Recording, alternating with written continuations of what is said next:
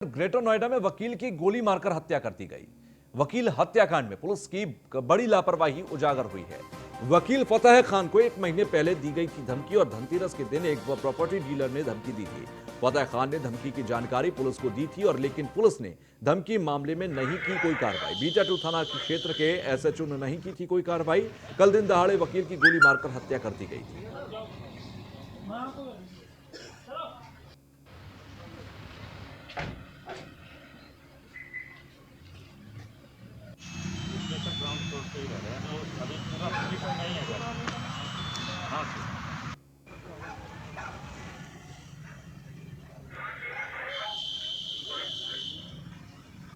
तो समय पर कार्रवाई होती तो बच सकती थी वकील की जान। वकील हत्याकांड में पुलिस की बड़ी लापरवाही उजागर हुई है।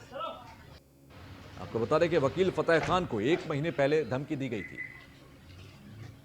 मोहम्मद खान नामक एक एडवोकेट थे जो आज सुबह करीब 11 बजे अपने घर से निकल करके सर्विस रोड पे आ गए थे। उनका मुवक्किल वहाँ पे इंतज़ार कर रहा था। वहाँ पे एक व्यक्ति जो इनके पीछे ही आया, सेक्टर से ही इनके पीछे आया, उसने इन पे जो है फायर किया है, जिससे इनकी डेथ हो गई है। बेटे ने इनकी एक तहरीर दी है और ये संज्ञान में आया है कि इनके कुछ प्रॉपर्टी के डिस्प्यूट थे और उसी में एक व्यक्ति पे इन्होंने शक भी जाहिर किया है। बाइस्तवा हम अभियोग भी पंजीकृत कर रहे हैं, लेकिन इसकी गहराई में भी हम जाएंगे क्योंकि इनके कुछ डिस्प्यूट और भी हैं। किस डिस्प्यूट वाला बंदा आकर के घटना कर सकता है, इसकी पूरी तहकीकात करेंगे हम और बिल्कुल निष्पक्ष विवेचना करेंगे और शीघ्र ही इसका हम अनावरण करेंगे। मोहम्मद खान नामक एक एडवोकेट थे। संवाददाता ललित पंडित हमारे साथ सीधे जुड़ रहे हैं ग्रेटर नोएडा से। ललित, अगर वक्त रहते पुलिस के अधिकारियों ने, पुलिस प्रशासनिक अधिकारियों ने समझ ली होती बात और सुरक्षा दे दी होती या इस मामले की गंभीरता को समझ लिया होता तो आज शायद एक शख्स जिंदा होता। जी बिल्कुल, जिस तरह से यहाँ पर 1 महीने पहले जो अधिवक्ता हैं उनके द्वारा शिकायत दी गई थी, उनका जो एक जमीनी विवाद था उसको लेकर के उनके द्वारा शिकायत की गई थी, पुलिस चौकी में जाकर शिकायत की गई थी, लेकिन जो पुलिस अधिकारियों के द्वारा उसमें कोई कार्रवाई नहीं की गई और उसके बाद में उनको लगातार टड़काते रहे। वहीं सिर्फ जिस तरह से जो अभी तक पुलिस अधिकारियों ने बताया और जो परिवार के लोगों ने बताया कि जिन लोगों के खिलाफ जो गंगोला गांव के निवासी थे उनके खिलाफ शिकायत दी गई थी, उन लोगों को सिर्फ एक बार चौकी में बुलाया, फिर पुलिस ने खुद उनसे फैसला किया और उस मामले को जिस तरह से पुलिस को उसमें कार्रवाई करनी चाहिए वो न करते हुए उन दोनों पक्षों को बैठा करके वापस फैसला करा दिया गया। तो कहीं ना कहीं एक बड़ी पुलिस की यहाँ पर लापरवाही नजर आती है कि पुलिस के द्वारा वहाँ पर प्रॉपर कार्रवाई न करते हुए सिर्फ और सिर्फ दोनों पक्षों का फैसला करा दिया गया और वो चीज आगे के लिए टाल दी गई।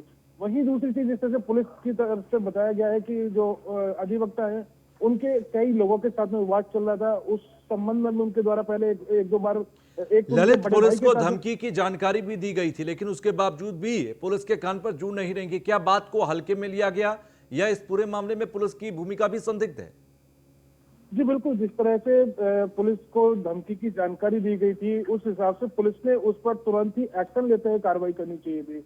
एक अधिवक्ता का मामला है, अधिवक्ता के द्वारा शिकायत भी दी जा रही है, अधिवक्ता के द्वारा कोर्ट में भी एक वाद दायर किया जा रहा है उस मामले में, लेकिन उसके बावजूद भी उस मामले को इतना हल्का लेकर के और उसमें दोनों पक्षों को बिठा करके उनका फैसला तो एसएचओ सुजीत उपाध्याय की अगर लापरवाही और संदिग्धता दोनों एंगल पर हम देखें तो क्या इनके ऊपर भी एक बड़ी कार्रवाई जरूरी हो गई है? जी बिल्कुल, जिससे यहाँ पर जो पुलिस के द्वारा कार्रवाई की गई है, जो एसएचओ हैं सुजीत कुमार उपाध्याय और जो यहाँ पर चौकी इंचार्ज है, उन दोनों तरफ से इस मामले में बिल्कुल लापरवाही बरती गई है और जो एक तरह से यहाँ पर जिस तरह से एक्शन उनको लेना चाहिए था वो प्रॉपरली उनके द्वारा काम नहीं किया गया, तो इससे कहीं ना कहीं उनकी भी इसमें संलिप्तता देखी जा सकती है। जी, एक ऐसे लापरवाह आप एसएचओ जिनके ऊपर एक अहम थाने की जिम्मेदारी है, बीटा 2 थाना, और ऐसे में इनकी तरफ से लापरवाही की गई। क्या ये संभव है कि जल्द इनके ऊपर कार्रवाई हो? और अधिकारियों के संज्ञान में क्या ये व्यक्ति हैं?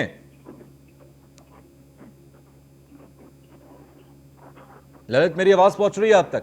जी बिल्कुल, जिस तरह से बीटा 2 पूरे ग्रेटर नोएडा शहर का एक मेन थाना माना जाता है, पूरा जो यहाँ का पोस्ट एरिया है वो बीटा 2 सेक्टर के अंतर्गत आता है। ऐसे थाने की जिस जिम्मेदारी दी गई है उसका फर्ज बनता है कि वो पूरा कर्तव्य निष्ठता के साथ में वहाँ पर काम करे और जो अगर कोई इस तरह की शिकायत लेकर के आता है तो उस पर जिसको जान से मारने की धमकी दी गई हो और जिस गांव के लोगों के द्वारा धमकी दी जा रही है वो गांव भी यहाँ पर फेमस गांव यहाँ का है, उस गांव में इस तरह की चीजें, क्योंकि सुंदर भाटी भी उस गांव के निवासी है, जो सुंदर भाटी एक बदमाश है, बड़ा बदमाश है, तो कहीं ना कहीं इस गांव का कनेक्शन बड़े माफियाओं से रहा है। उस गांव के लोगों के द्वारा अगर किसी को धमकी दी जा रही है तो वहां पर पुलिस का तुरंत कर्तव्य बनता है कि जिस व्यक्ति को धमकी दी गई है उसकी सुरक्षा का ख्याल रखते हुए उस पर कार्रवाई करे। लेकिन यहाँ पर जिस तरह से एक्शन पुलिस के द्वारा लिया गया, वो एक बड़ी लापरवाही पुलिस की यहाँ पर देखने को मिलती है इसमें। जी ठीक है, चलिए, बहुत बहुत शुक्रिया हमसे जुड़ने के लिए।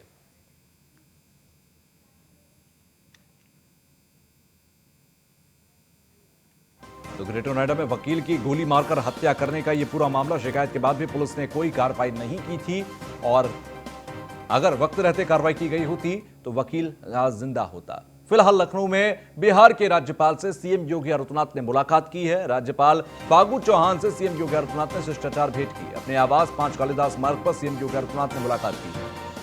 तो आपको बता दें कि राज्यपाल फागू चौहान से सीएम योगी आदित्यनाथ की शिष्टाचार भेंट हुई। ये जो तस्वीर हम आपको दिखा रहे हैं उसी दौरान की 5 कालिदास मार्ग आवास पर ही सीएम योगी आदित्यनाथ ने मुलाकात की है।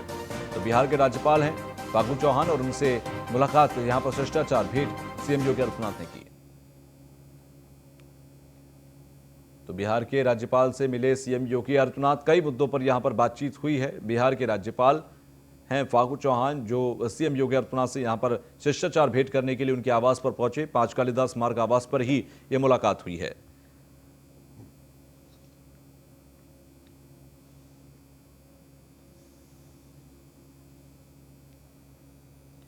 तो बिहार के राज्यपाल से सीएम योगी आदित्यनाथ ने की मुलाकात।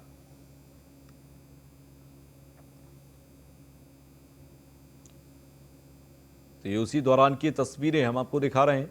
बिहार के राज्यपाल हैं फागू चौहान, कई मुद्दों को लेकर यहां पर बातचीत भी हुई, हालांकि ये शिष्टाचार भेंट थी।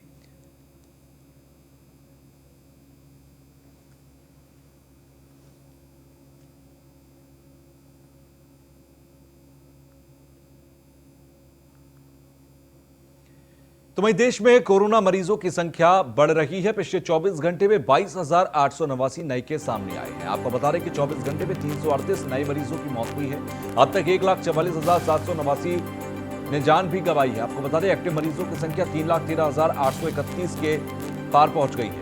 99,79,443 लोगों में अब तक संक्रमण देखा गया। तो वहीं 95,20,827 लोग डिस्चार्ज हुए, यानी कि ठीक हुए हैं। वहीं 24 घंटे में 31,087 लोग ठीक हुए हैं। तो देश में कोरोना मरीजों की संख्या बढ़ी है। लगातार कोरोना को लेकर अपडेट सामने आ रही हैं और हर रोज लगभग 20 से 30 हजार मरीज सामने आते हैं।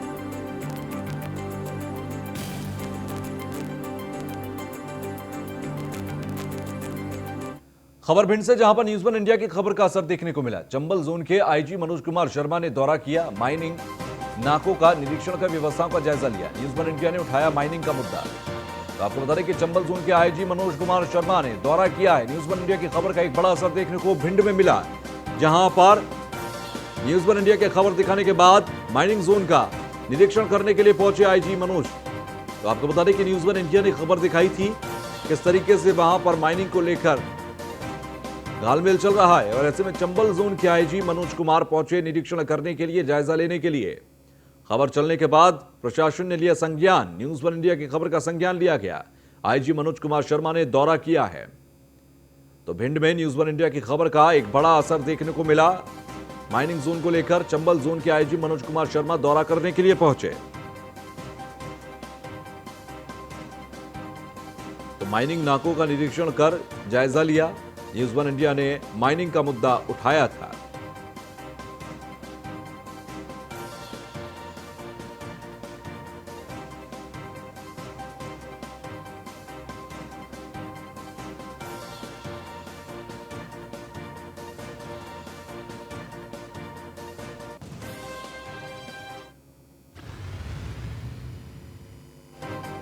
न्यूज वन इंडिया की खबर का एक असर देखने को मिला। चंबल जोन के आईजी मनोज कुमार शर्मा ने दौरा किया।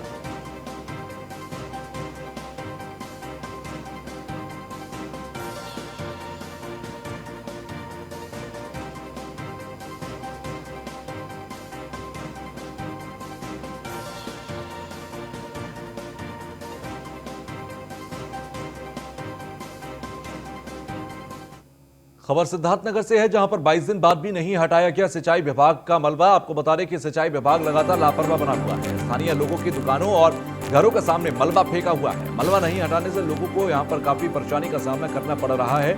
सिंचाई विभाग की जगदीशपुर माइनर से हटाया गया था अतिक्रमण। स्थानीय निवासियों के सांसद जगदम्बिका पाल से यहां पर गुहार लगाई है। स्थानीय निवासियों ने मलबा हटाए जाने की मांग की है।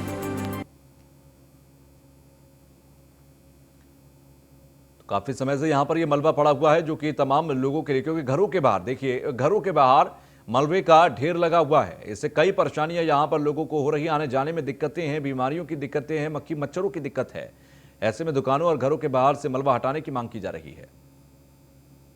देखिए, यहाँ पे एक माइनर थी, जो अगर देखा जाए तो उसमें पानी आज के टाइम पे, क्योंकि काफ़ी अर्बन एरिया डेवलप हो गया तो पानी नहीं आता है माइनर में। बट ये था कि कंप्लेन थी कि उस पूरी जो नहर विभाग की माइनर है उस पर इंक्रोचमेंट करके सब लोगों ने कब्जा कर लिया है। तो जिसके क्रम में उसकी पूरी इंक्रोचमेंट हटाया गया है और कोशिश ये की जा रही है कि ये अर्बन एरिया में तो इसको या तो परमानेंट स्वरूप इसको रोड का एक्सटेंड में कर दिया जाए या फिर यहाँ पे पक्की नाले का कंस्ट्रक्शन हो जाए।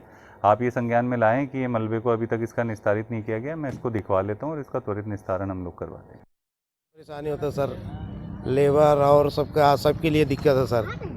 लेबर तो हमारे जा रहा था, वो सीमेंट लेके पटरा टूट गया, उसमें गिर गया। दुकान कितनी प्रभावित हो रही है? दुकान तो बहुत सर, पूरे दिन बैठे रहते सर। उठकर ग्राहक तो एकदम खत्म हो गए सर। मतलब वैसे भी कोई अब तो वो नहीं रह गया।